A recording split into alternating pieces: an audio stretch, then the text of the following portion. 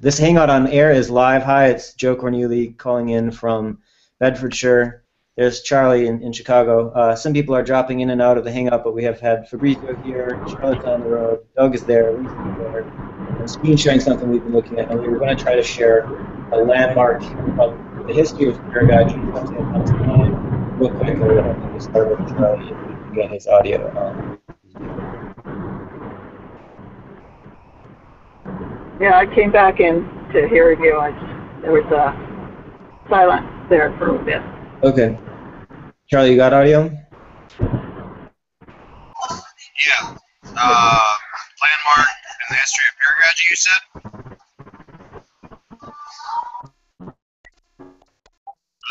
Hello? Yes, that's correct. Please search your mind. All right. Well, I guess to start chronologically.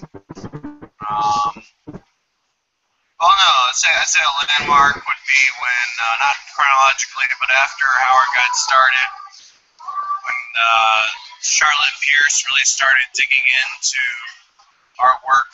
She went from lurker to casual respondent to one of the leaders of the project. I'd say that's when it really started gaining steam, and a lot of people got involved. And Charlotte kind of took lead, really showed how things should be done.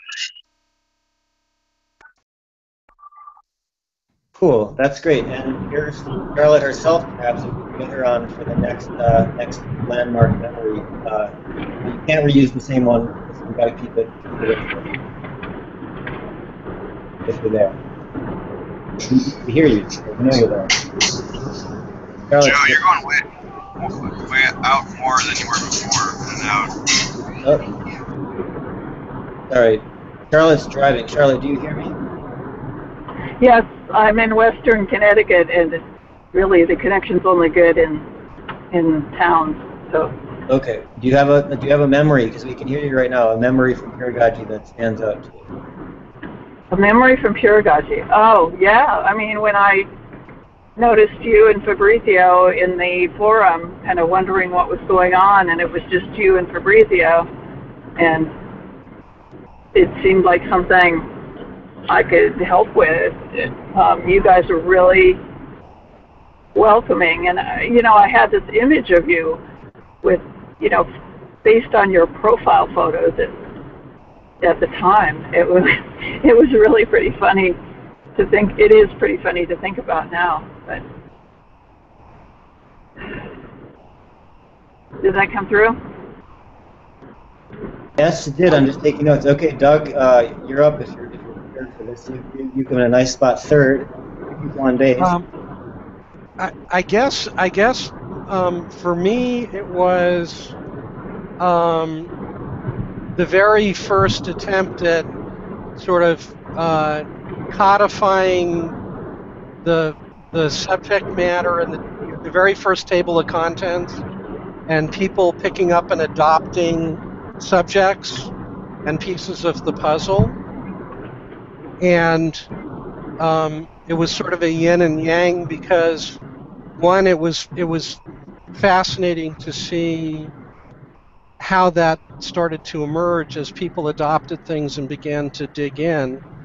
And for me, it was also sort of a first in being part of that kind of collaborative undertaking, and wrestling with contextualizing my contribution relative to the larger, the larger goal, and vice versa, which I still wrestle with today. That's it for me. Okay, cool. I guess, Lisa, you noticed the pattern. We're going left to right, so.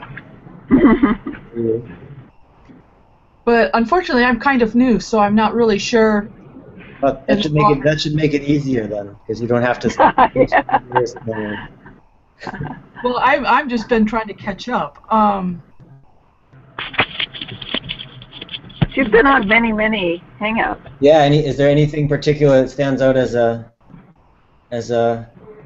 high point or a low point or a sideways? Well, there's actually been a number of high points. First of all, seeing all the work you've done on the Peeragogy handbook, and being able to contribute to that on the next version in some small way was interesting, and kind of joining how this particular group was working together to get these things done. I'm pretty excited about the dashboard that Fabrizio has come up with. When we did the video, or I did the video when Charlie did the interviews with Dorothea and Paola and I, that was interesting too. Just these things that we've been able to do to kind of combine our thoughts and our thinking. I don't know. There's just been a number of really great experiences. Yeah.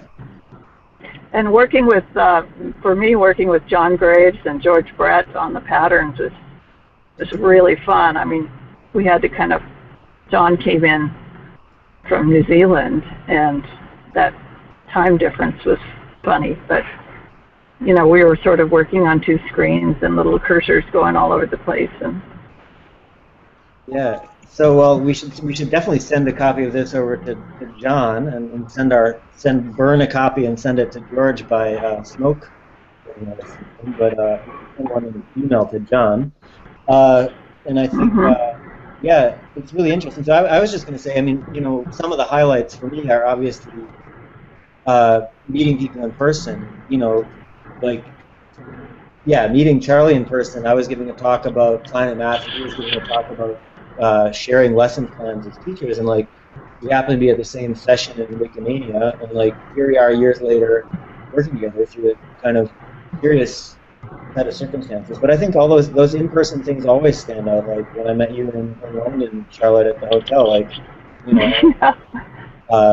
saw your family in person briefly, and I don't remember what we were talking about. I was completely tired out. I think we might have made a special focus. Yeah, we did a hangout then. Yeah, yeah. I should look back and see what we were talking about. But anyway, I think the fact that it is a real connection with real people, and I met Howard, and yeah, I think that those things definitely stink. It takes a lot of work to bring people in person. Even into London, it took time. But yeah, I think those things was nice moments anyway. Okay, so that's a little round of things. There you go, Doug. That's the first draft. I'll write down my comment as a very, very first draft. You'll have to sort out the order. They're not in order. They don't have tags, but a really short list of landmarks. If we left any of those things out, that's a problem. So they could all go on a really short history of pedagogy and the future of the next one.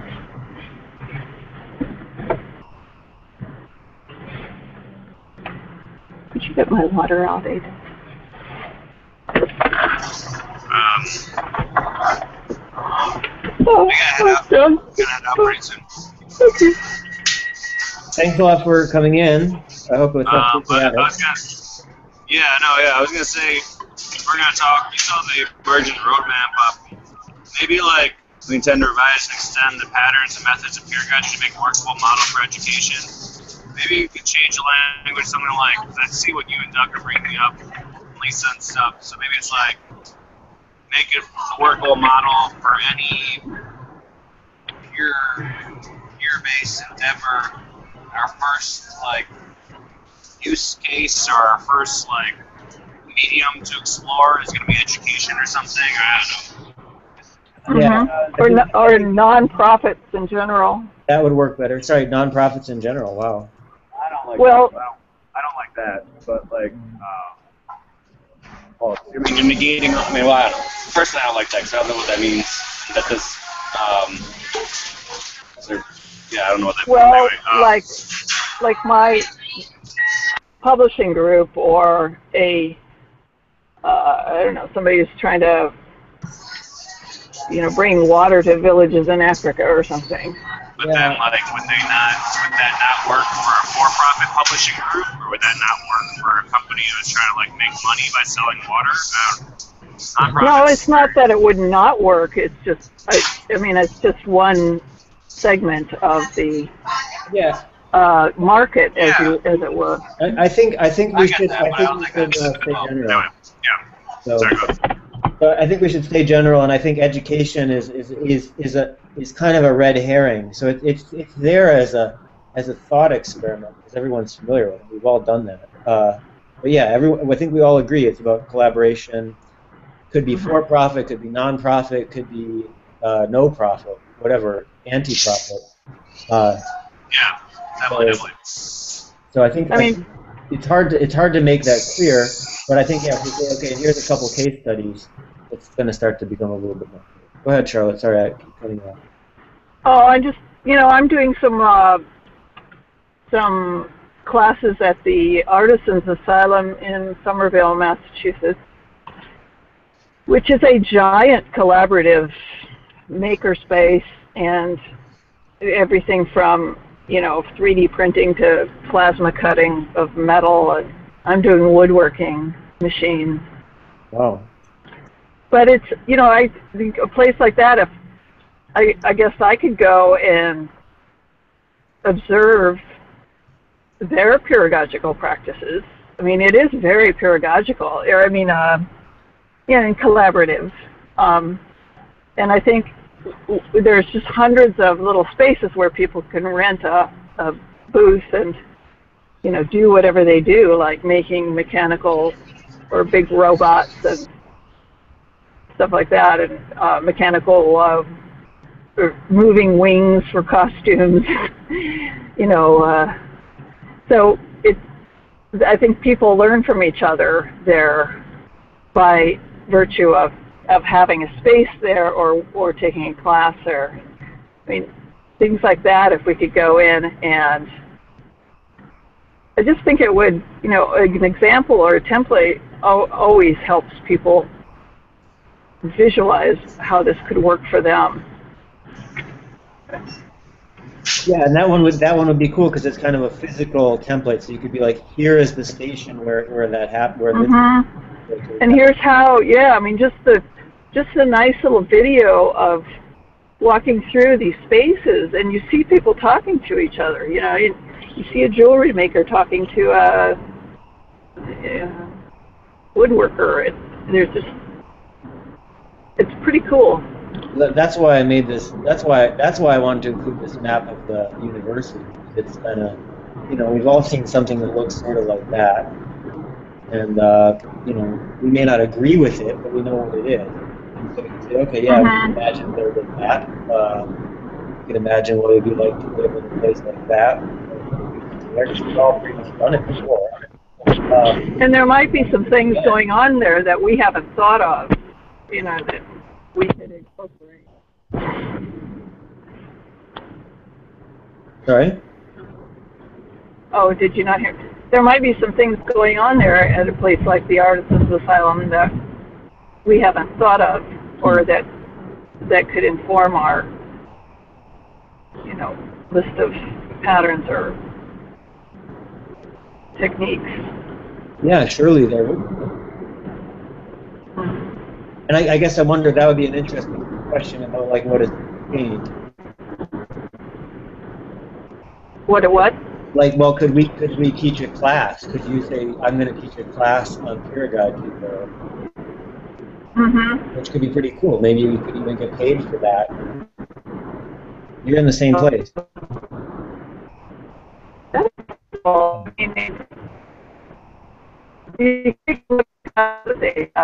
They're all very Okay, now, Charlotte, we can't hear you. You've hit a pocket of really bad. Deal with hard objects, not rather than theoretic, or how we do work together type thing. The management might be interested. Yes. Well, so we could try pitching it to them or someone. There's another there's another maker thing coming up in Cuba. I was thinking to go, but it's hosted by a travel agent. In my mind, that sounds like it's going to be expensive, so I couldn't afford to go. But I'm not going to. For free. But in this case, you could get paid for it. So Doug and Lisa, you guys have been going back and forth on the chat. What did you think?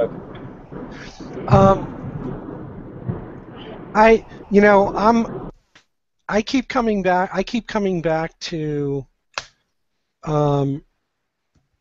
this is really, we're really in times and in a period of transformation where everything needs to be sort of recreated, reinvented, clean.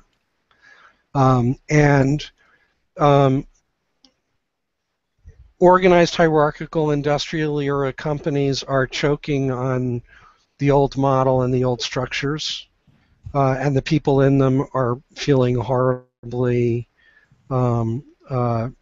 oppressed, exploited, and disheartened.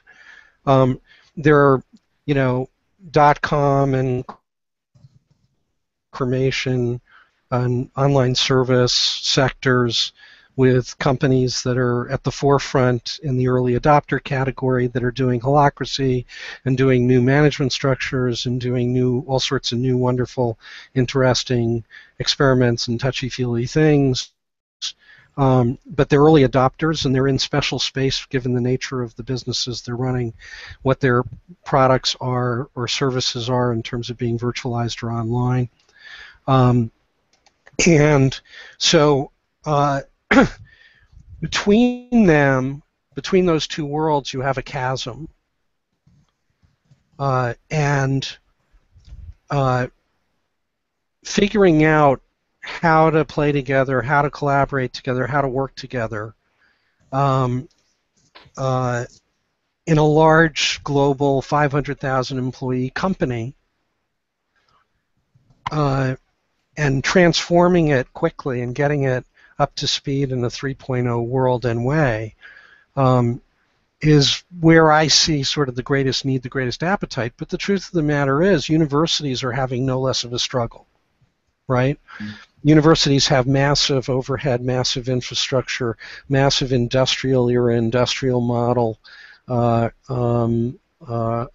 realities in a virtualized world, in a MOOC world, in a flipped classroom world, in an ed tech world, and so they're institutionally trapped/challenged. No differently than the large corporations. And they similarly need to figure out how to work and play together better and in a different way. Right? Yeah, that's a really interesting point. It would be great to have a two-column discussion with universities sort of on the left, and if we had this formula that we were talking about before, or this pattern catalog could be a kind of early version of that. And I walk through the future university as a case study. Each of these patterns now has an example 1 and example 2. So example 2 is about sorry,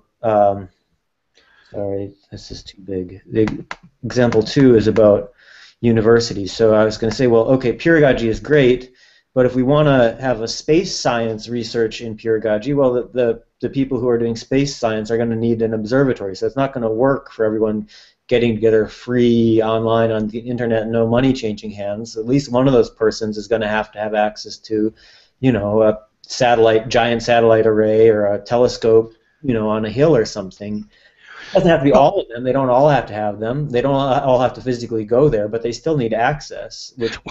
So the processing questions that you're doing right now, I think that arises just about everywhere as a universal question challenge. Like if we're going to come at people doing things together and people collaborating together, and on the resource side, right, which is the issue you just raised, and on the resource side, how are we going to work with what we've got? How do we maximize and leverage what we've got? Is there a presumption that every time there's a new initiative or a new institute, there's a new building? Like, what is that? So, there are the questions that are on the table are all the same questions, really. And the models and assumptions and perspectives brought to bear in solving them are, usually codified and legacy and institutionalized and are unique by segments. So universities are universities, and corporations are corporations, and nonprofits and foundations are nonprofits and foundations, and cultural institutions are cultural institutions. But the truth of the matter is that everybody's having to learn a new way, and the new way, you know, you were talking before about this being specific to education. The truth of the matter is, I don't think from the original concept that Howard had, that it was necessarily that the meme that was at center of his articulation and formulation was education. It was group learning. And the interesting thing about that is that that's in fact one of the dimensions and totems and elements of any collaborative endeavor in any of these contexts, whether it's corporate or whether it's education or wherever it is, right? Yeah. And universities, you know, it's about, you know, corporations are engaged in learning and research and innovation. Universities are engaged in developing new things that they then commercialize. What's the difference? Yeah, absolutely. both are experiencing, you know, challenges around sustainability, challenges around affordability, challenges around individual and engagement and individual activation, as opposed to the old model of, you know, dragging people around and running them and you know, directing them and driving them as resources. Mm-hmm. So you know, I think there are some lessons we've learned that are distillable into, you know, dashboard plus the pattern template that we ended up generating, right? Yeah. Plus some of the other sort of tautological and protocol pieces of the puzzle, plus tools, plus communication patterns and signaling patterns, like how do I know that this is happening when it's happening? I get, you know, 3 signals and usually catch one of them to manage to jump on when I'm at my machine and available, etc. You know, I'm talking about on that practical level, mechanical level. You know, Charlotte brought huge sort of input expertise around the conversion of this effort into a book, right? And so, like, publishing, expressing, putting out the output of collective endeavor, both in the process of it while it's happening, but also at the end of it, is a huge dimension of this, right?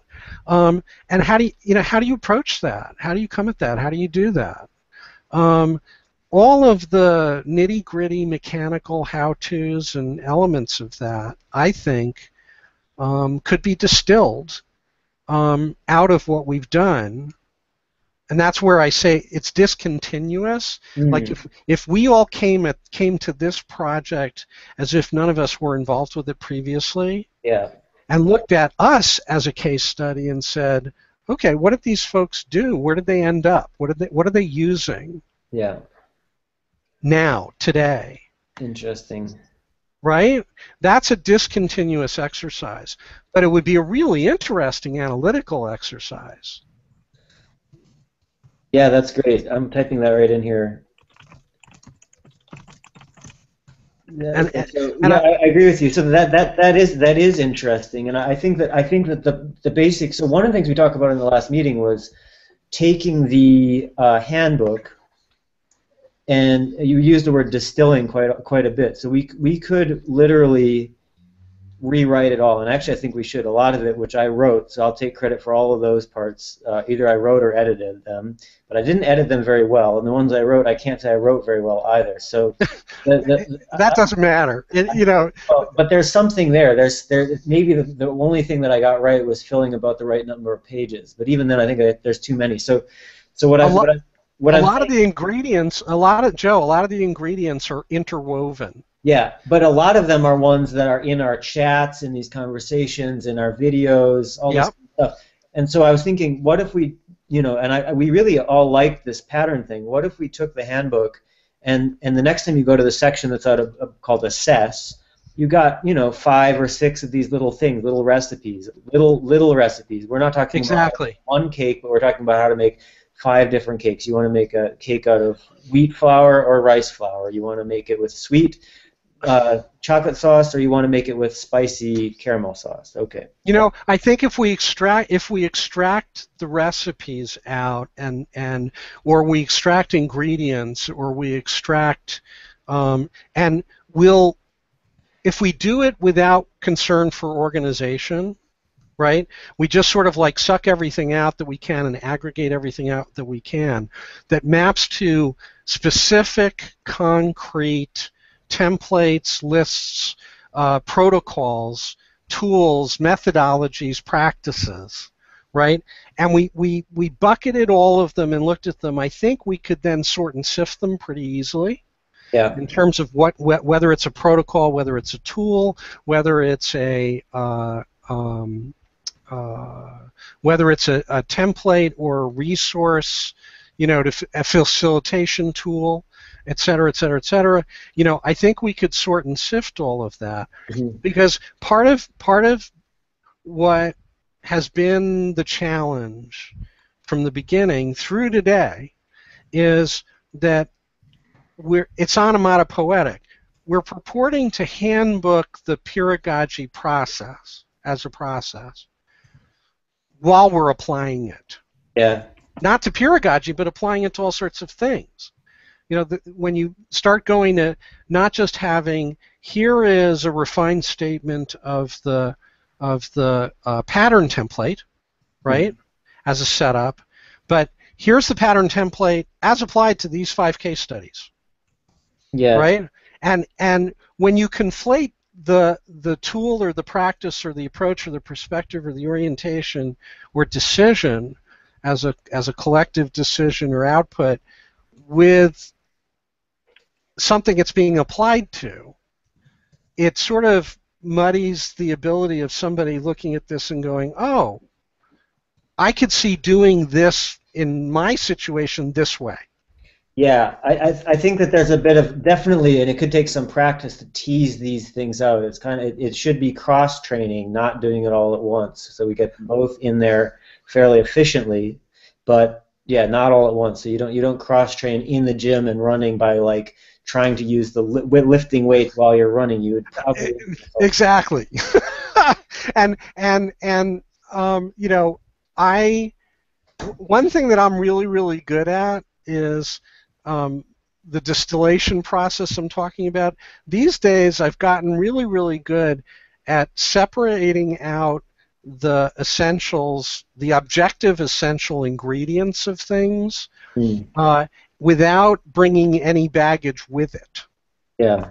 Without any English being attached to it, just as an ingredient, whether it's a thing or a protocol or steps or whatever. Like, what is this particular? And once we've done that, we can also then reverse define what did the pattern template, what was the need the pattern template speaks to? Yeah.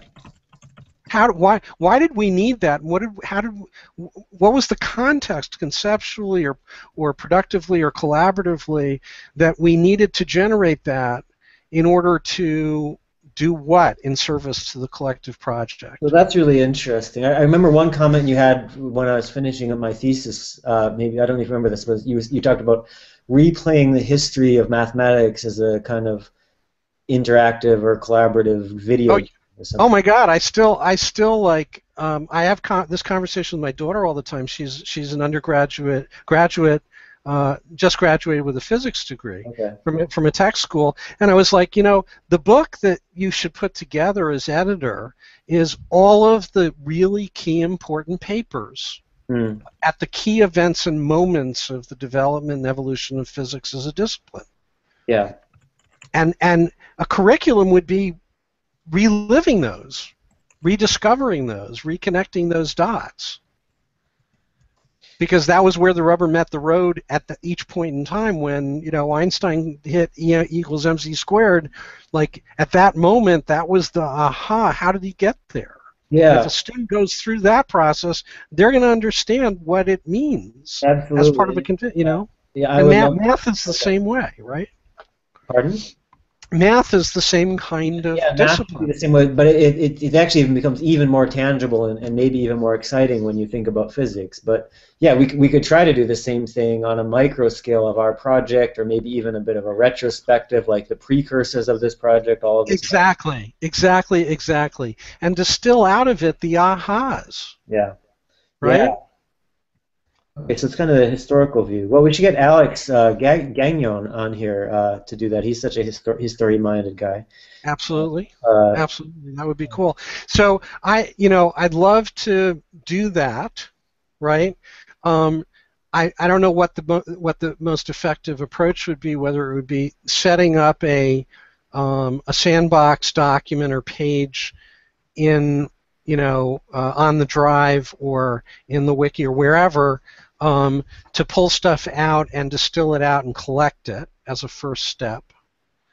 And I assume this document could be the source document, right? Absolutely, yeah. This one, we have saved here and there different versions of the handbook as well. If we wanted to kind of cross-index those and say, yeah, here, at year 2, here's what we were thinking and stuff like that. So I get the idea, since it's historical, it'd be nice to have some kind of tool that naturally took the form of history, either a timeline or a stack of note cards. I don't know if hypercards still exist. Something that was like had a history to it and didn't just have a slush, because I feel like this document, as you can see from the picture I have on the screen right now, the basic model is it's a network and a slush, and so you're not going to get a sense of the history of anything if it grows like that, I don't think, unless you animate it or something. And maybe these numbers, or you get some kind of depth map. I don't know what you would do, but let's be a little careful how we pick it, because the medium sometimes influences the message. I would start. To my mind, I think this draft, as the most recent iteration, right, represents the sort of state of the evolved mind and art of where we arrived, and the fact that this draft is set up on whatever platform it's set up on, and that it's accessible through a dashboard. Yeah. And you know what I mean, like, we contextualizing not just this draft, but also all of the tools and platforms and elements that it's sitting in the middle of is part of the story. Okay, so maybe something like this, yes, something like this picture I have, yes, but a little bit more like a web, like the Khan Academy. Have you seen their Khan Academy learning thing? Yeah, but not recently. I'd have to go back and refresh. But okay. Let me see if I can find a Khan Academy stars learning. I don't know, math. We'll see if I can get it on an image search. But if we could just start with extracting an ingredient list and recipe or recipes, right? Just start with that process. Without any baggage, like really stripping out the mechanics and the templates and the protocols where there are or were protocols, and the tools and platforms that are being used, and what are they being currently used for, and how are they integrated or not. Yeah.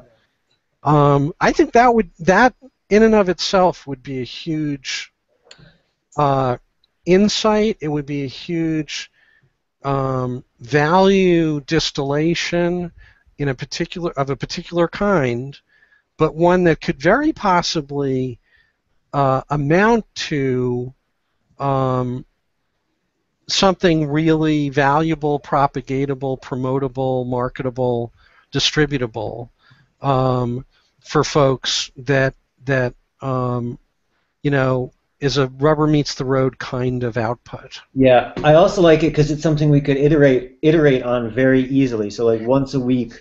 Absolutely. I've called up the picture now. I think the picture is kind of a good thing. Is that instead of learning addition, subtraction, then learning decimals, or maybe then you go over here to learn multiplication, it could be like, okay, Howard said, let there be peeragogy. Yeah, exactly. And it's not. Yeah, it isn't linear and it isn't hierarchical.